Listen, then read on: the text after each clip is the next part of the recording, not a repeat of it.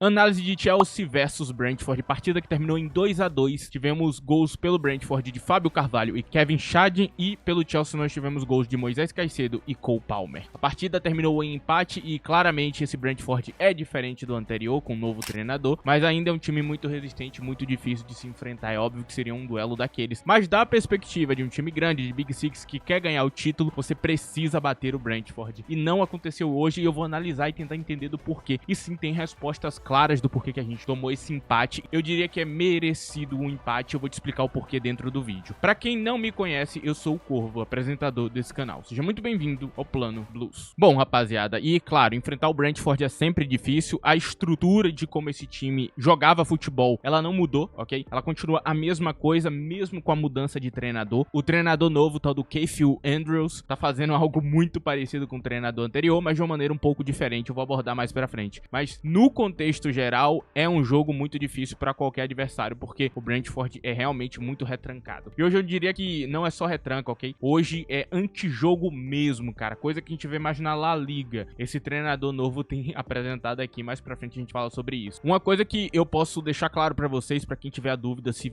era empate, não era empate, deveria empatar ou não, deveria, ok? Vamos lá, vamos citar as estatísticas do jogo. O Brentford teve 34% de posse de bola contra 66% do Chelsea e produziu 1.41 de gols esperados, né, o XG. O Chelsea teve 1.22. O Brentford teve uma grande chance, 7 finalizações, e o Chelsea teve 16 finalizações. E tem outras estatísticas também que a gente poderia olhar aqui, mas o Chelsea dominou as ações do jogo, mas não conseguiu criar nada realmente significativo. Eu diria que o Brentford chegou muito perto de ter um terceiro gol ali. Teve momentos que realmente estava muito próximo a acontecer, faltou um pouco de qualidade na finalização de alguns jogadores que tiveram a oportunidade de abrir o placar. Então, pra quem tiver essa dúvida se o jogo foi equilibrado ou não, foi, meus amigos. Não adianta ter a posse se ela não tem uma objetividade ali pra gerar um gol. Então, nada adianta você ter muita posse de bola se você não faz nada com ela. E o Brentford, com a pouca bola que teve, criou muita coisa, o que é super interessante, usando algumas estratégias ali do passado ali, né? Todo lateral que seja minimamente perto da área, eles já cobram pra dentro da área. Às vezes tá no começo da área do Chelsea e eles já estão cobrando pra dentro da área muito distante. Tem boa força física pra você mandar a bola por lá, né? Eles usaram bastante Michael Coyote fazendo isso. Foi interessante. Foi um momento ali interessante do Brentford, a arma que eles têm pro jogo. E analisando um pouco os gols aqui, cara, o primeiro gol ele sai com o Kevin Schade, que ele vem em velocidade, e ele já teve outra oportunidade até aquele momento pra fazer um gol, ok? Ele já tinha perdido um gol, digamos assim, e ele conseguiu dessa vez fazer. Foi muito bem, cara. 35 minutos de jogo ali, ele marca o primeiro gol dele, merecido. O Brentford tava sendo mais objetivo que o Chelsea naquele momento. O primeiro tempo do Chelsea foi muito abaixo, né? Então um gol bem merecido. Aí no segundo tempo a gente tem a entrada de Cole Palmer, que aos 61 minutos faz o gol dele. Um gol onde o Brentford vacila, deixa uma bola ali rolando ali na frente de Palmer, né? E aí ele vai lá e finaliza, né? Eu acho que foi um pequeno erro, né? Você deixar Palmer tão livre ali com a bola na frente dele, tá pedindo pra tomar um gol. E aí, aos 85 minutos, nós temos um chutaço incrível e espetacular de Caicedo, que manda a bola ali no canto do gol, cara, chutou muito bem. Lembrou um pouco o Zubimendi, né, dessa rodada. Zubimendi do Arsenal, que ele fez um golaço, assim, exatamente de fora da área, e o de Caicedo, eu diria que foi ainda melhor, cara. Foi brilhante, assim. E pra quem não conhece Caicedo, não é muito a dele essa chegada à frente, ok? Não é uma força tão grande dele. Então a gente tem que valorizar esse tipo de gol, ok? Porque não vai acontecer sempre, e foi muito, muito, muito bem-vindo o gol mesmo, cara. O gol dele foi uma salvação, de fato, assim, eu não tenho do que falar. Caicedo ali conseguiu realmente ajudar muito em campo. Ele já tava muito bem no jogo, e o gol foi realmente, cara, um negocinho que você olha e fala, cara, é isso, mano, é isso. Ele tirou um gol que não tinha, porque tava faltando a galera arriscar, né, de fato. Por último, a gente tem o gol de Fábio Carvalho, né, do Brentford. A bola acaba sobrando muito perto do gol em um lateral, né, não era um escanteio, era um lateral, pra quem estiver confuso, né, era um lateral, que tava toda hora lateral na área e acaba sobrando no pé dele, ele vai lá e finaliza, ok? Então aí tem esse gol também de Fábio Carvalho, que foi um gol que tem problemas ali do Chelsea, principalmente. O Brentford foi muito bem no lance, o Chelsea que foi mal, e eu vou explicar o porquê. Quando a gente olha pro esquema tático, cara, o Chelsea foi pra campo com o 4-2-3-1, que vira 3-1-5-1. O 3-1-5-1 tomou conta. O Chelsea hoje, ele executa o jogo em 3-1-5-1 na maior parte do tempo. A gente tem muitas figuras no ataque, mas a gente não tem um ataque objetivo e um ataque realmente que consiga quebrar retrancas, o que é esquisito. Porque quando você vê um time rodando com 5 figuras no ataque ali pra criação, você normalmente tem um ataque que consegue quebrar uma retranca, mas a gente não consegue. Há uma falta de conversação entre as figuras em campo ali que realmente acaba atrapalhando, uma falta de ideias mesmo ali pra realmente criar uma dinâmica e abrir espaço e gerar o gol. A gente vê muitos clubes ali pressionando essas retrancas, né? Tem alguma dificuldade, mas em algum momento quebra, né? A gente até consegue quebrar em algum momento, mas não é aquela coisa realmente de, nossa, criou várias tabelas ali, depois gerou o gol, que talvez deveria ser o caso, ok? Tá faltando um pouco disso na temporada, eu diria. Tá faltando esse a mais ali, porque a gente vai acabar empatando muito jogo se isso não começar a acontecer, cara. A gente tá pedindo por essa identidade, né? A gente tem tantas figuras no ataque e o ataque não consegue funcionar tão bem, é estranho, ok? Então o Chelsea tem esse padrão ali. O jogo no primeiro tempo teve algumas oportunidades muito nos pés de Enzo Fernandes ali, que ele criou alguma coisa, mas nada muito significativo. E no segundo tempo a gente tem todas as ações ali no pé de Cole Palmer. No segundo tempo também a gente vê Maresca fazendo uma coisa muito doida, né? Porque ele pegou o Reece James, colocou em campo, e o Reece James estava como um lateral de inversão, então ele tava indo pro meio de campo. Pra quem notou, ele tava ali quase como um primeiro volante em alguns momentos, né? Indo dessas duas posições. E Cucurella estava jogando como um lateral de sobreposição. Então o Cucurella subia, Reece James ficava no meio de campo, o que fazia com que a zaga fosse composta por duas figuras, não três, duas figuras. E é muito perigoso. Eu não preciso falar pra vocês o quão perigoso é. E teve alguns momentos que isso quase, mas quase deu merda. Então, diria que o Brentford ficou muito perto do segundo gol naquele momento ali, cara. Mas aí sai o gol de Palmer e tudo muda. A atmosfera muda. Mas eu vi o problema ali de cara. E é muito perigoso pra um time de contra-ataque rápido você fazer isso, deixar duas figuras ali no contra-ataque. Tem que ter muita confiança e bolas ali dos zagueiros pra fazer isso. Eu vi, inclusive, gente reclamando dos zagueiros. Cara, não tem do que reclamar dos zagueiros, cara. Eles fizeram a parte dele. E o Brentford foi pra campo com um 5-3-2. E sim, era um 5-3-2. Muito compacto, com um bloco realmente muito denso. Não tinha espaço nenhum. O tempo inteiro brigando pela bola no campo de defesa. A pressão do Chelsea, inclusive, se vocês viram ali o jogo, era meio que média pra alta, mas não tava subindo tanto. E não está errado, porque se você subir demais, você toma um contra-ataque do Brentford que é feito pra isso. Então o Chelsea foi inteligente ali, já que tinha tanta gente na defesa, né? Não pode subir tanto ali pra fazer a pressão. E a pressão do Brentford é mais no seu campo de defesa pra recuperar e gerar um contra-ataque. Não parece ter a complexidade do antigo treinador Thomas Frank, e eu acho que essa é uma grande diferença. O Brentford de Cahill Andrews é muito direto ao ponto, cara. É um time que o tempo inteiro tá jogando bola, lançando bola, bola longa, alongando o passe,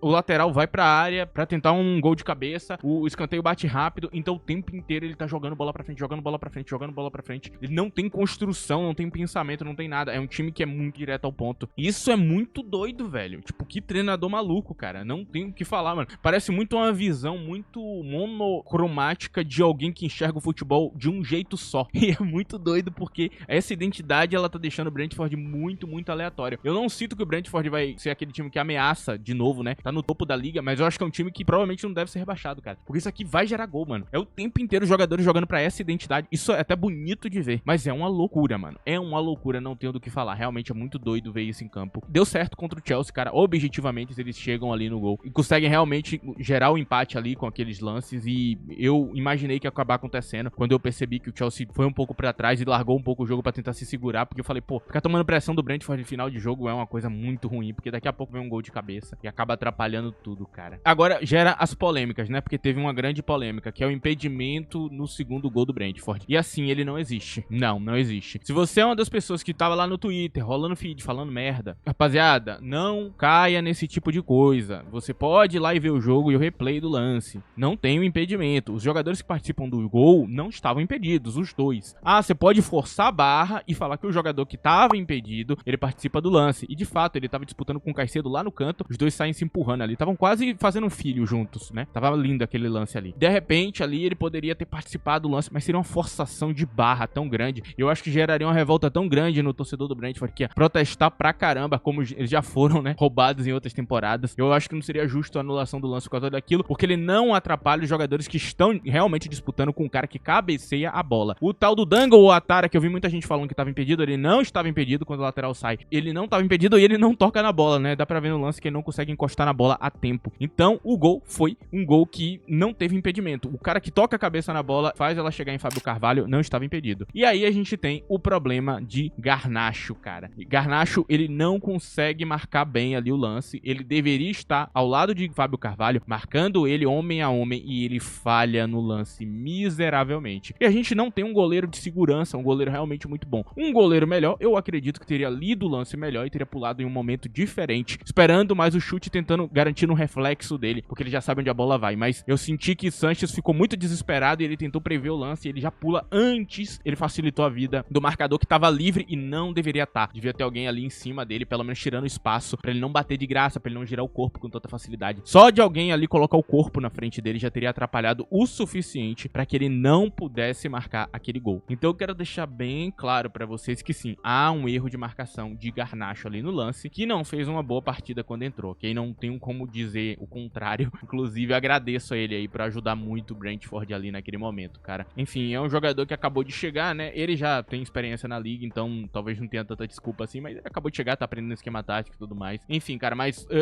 o problema de marcação tem nada a ver com o esquema tático, mano. O jogador futebol profissional bom tem que saber marcar, velho. Assim, se tu não compensa em outra parte, tem que saber marcar, cara. Não vou ficar criticando muito ele aqui porque ele acabou de chegar, mano. Vamos ver se aí no futuro ele dá uma engatada, o treinador ensina ele a marcar direito, porque eu reclamei, inclusive, isso dele, né? Eu não fiz análise porque eu ia detonar ele na análise, cara. Eu não tenho nenhuma piedade com o Garnacho. Eu sei que ele tem problemas. Quem ficar ofendido com isso, vou parar de te seguir porque você tá falando do jogador. Irmão, vai se fuder, cara. Com toda sinceridade, vai se fuder, mano. Eu não tenho que agradar ninguém, tá ligado? Eu tenho que pensar no meu clube, tá ligado? A gente contratou esse cara, eu não gostei, eu vou criticar, irmão. Se ele fizer merda no jogo, eu vou falar mesmo. E aí a gente tem um Chelsea com um problema claro aqui que a gente tem que falar, cara. Falta de ofensividade, então os jogadores não estão sendo ofensivos o suficiente quando tem a bola no pé. E eu posso explicar isso aqui bem fácil, né? Por que ninguém tá arriscando? Vocês já se perguntaram isso? Já fizeram essa pergunta pra vocês? Por que ninguém tenta chutar o gol? Os atacantes, sabe? Quem fez o gol de fora da área foi o volante. Não dá pra ser assim, cara. A galera tá faltando arriscar. E quem arriscava no Chelsea, saiu, né? Os queridos Madueke, que era tão criticado, nossa, o cara arrisca o tempo inteiro, ele é fominha. Ele não é fominha, ele vê uma oportunidade e ele tenta fazer o gol, cara. Ele seria fominha se ele tentasse roubar a bola dos outros, se tivesse uma clara linha de passe e ele não passa a bola pra tentar chutar, o que pouco acontecia. Na maior parte do tempo a gente via aquele jogador realmente tentando criar um lance ali de perigo pra ele mesmo e tentando finalizar. E ele errava, e errava, e errava, e é normal. Jogador que arrisca vai errar bastante. Os melhores jogadores do mundo do futebol arriscam bastante, erram bastante, e quando eles acertam é gol ou assistência. É assim que funciona. Eu nunca vou cobrar de um jogador por tentar. E eu diria que a análise certa cobra o jogador por não tentar, né? A análise correta vê que Hernandez Burgihal era um jogador que não fazia nada em campo e não arriscava porque tinha medo de errar. Ele era um problema. Essa é a análise correta. Qualquer coisa fora disso, cara, você tá buscando uma coisa que não existe, cara. E realmente, aqui eu cobro os jogadores do Chelsea. Faltou arriscar, cara. O único cara que arrisca é Palmer. Por que só ele? Tem um monte de gente em campo. Tem vários jogadores, cara. E hoje faltou bastante, cara. E assim eu tenho que cobrar. E a defesa, cara, tava muito bagunçada. A gente precisava de um zagueiro nessa janela, cara. Tá muito claro hoje que não dá, velho. O único zagueiro bom que a gente tem é só Chalobah. Acabou. O resto, a gente não tem um zagueiro bom, cara. E aí tem que ver que dupla tá com ele. Lembrando que eu não estou contando quem tá lesionado, né? Não venha comentar isso aqui. Eu não estou contando o jogador lesionado. Enfim, cara. E eu acho que eu termino a minha análise do jogo por aqui. E eu agora vou falar de quem jogou bem e quem jogou mal. Não esqueça de deixar o like no vídeo, é muito importante. Se possível também use a opção de hype, tem na aba de comentários se tiver no smartphone. E se você quiser me ver comentando, inclusive partidas de futebol, tem no meu Twitter, tá aí na tela, @ddcorvo. Lá eu comento futebol diariamente, cara. Agora, vamos seguir aqui em frente, ok? E falar aqui rapidinho de quem jogou mal e quem jogou bem, cara. Eu vou começar pelo time do Brentford, porque eu acho que tem alguns claros protagonistas aqui. Gostei da partida de Kevin Shad, eu acho que ele jogou muito bem, né? Eu ainda tenho dificuldades pra pronunciar o nome dele. Fábio Carvalho, vindo do banco, também fez um bom papel, eu gostei do jogo dele, ok? Acho que ele foi realmente muito bem. Jordan Henderson, eu acho que no meio de campo ele fez um bom papel também. E por último, eu falo do goleiro, que pra mim é o MVP da partida do Brentford, Kelleher. Fez excelentes defesas, o Chelsea quase conseguiu o gol e ele parou, cara. Foi muito bem, bela leitura de Kelleher, mostrando aí o goleiro de qualidade que ele é, cara. Realmente não tenho do que falar. O resto fizeram seus papéis em campo e cumpriram o esquema tático, cara. Eu acho que é isso, eu não tenho muito mais o que falar do resto. Acredito que o resto dos jogadores ali que a gente tem foram jogadores que foram cumprir esquema tático e fizeram seus papéis. E de quem jogou mal no Brentford, cara, eu não acho que ninguém tenha jogado mal, cara. Todo mundo fez seu papel, cara. Todo mundo que entrou e tudo mais. Eu acho que o Brentford não teve jogador ruim. Teve jogador preso em um esquema tático que é muito covarde. É isso. No Chelsea, cara, é um pouco diferente, né? Eu vou começar por quem jogou mal, porque eu acho que tem muito mais jogador jogando mal do que bem nesse jogo, ok? Não gostei da partida de Jorel Rato, achei horrível. Não gostei de Wesley Fofana na lateral, horrível também. Não gostei da partida de Bynoe Gittins, achei ela muito, muito ruim. E achei boa parte da partida